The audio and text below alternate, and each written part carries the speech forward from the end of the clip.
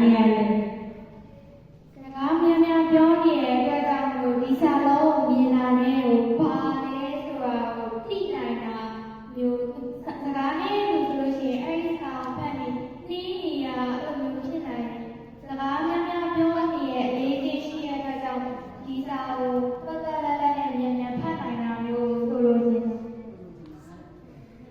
သူများချက်အမြဲတာ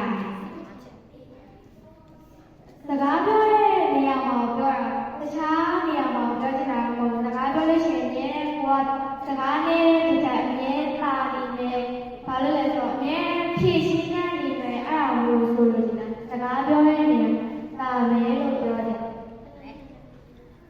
ကိုကိုသူများကအားကိုးမယ်ညာအားကိုးမယ်ဆိုတော့ကိုကလုပ်ငန်းခွင်မှာဆိုလို့ရှိရင်ကျောင်းနေမှာလည်းပြင်လုပ်ငန်းခွင်မှာပဲဖြစ်သူများတခြားတယောက်ကကိုယ်လာတက်ခတ်နေဆိုပါဆိုအဲ့ကြောင့်လို့ရှိရင်ကိုကနေပြီးတော့ရုံကြည်ကြည်နဲ့ပြန်ပြီးပြောနိုင်တဲ့အတွက်ကြောင့်သူများတွေကအားကိုးမယ်ယုံကြည်မယ်ဉာဏ်နဲ့စကားပြောနေခါကြတော့တချို့အဲဒီစကားအတင်းပြောတဲ့လူလိုမကောင်းကြောင်ပြောတဲ့လူလိုတွေ့တဲ့အခါမှာကိုယ်ကစကားနဲ့ရောသူတို့နဲ့လုံးဝရှင်းရှင်းလေးအဲ့လိုမပြောတော့ကိုတကယ်လို့သူ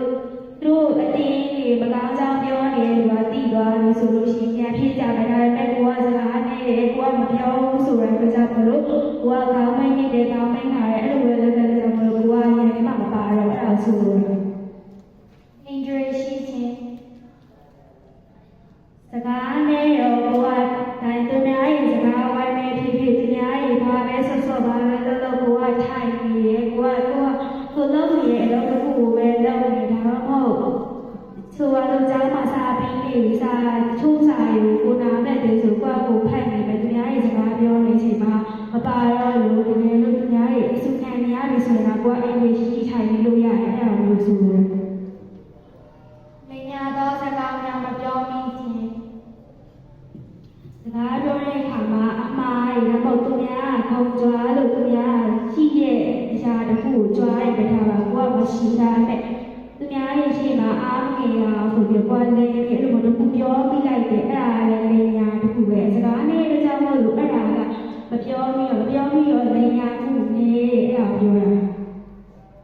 အခုတို့နဲ့တရားမျိုးစုံမရှိခြင်းဇယိုင်းမျိုးစုံမရှိခြင်းကကြတော့ကိုယ်နာမှာဇယိုင်း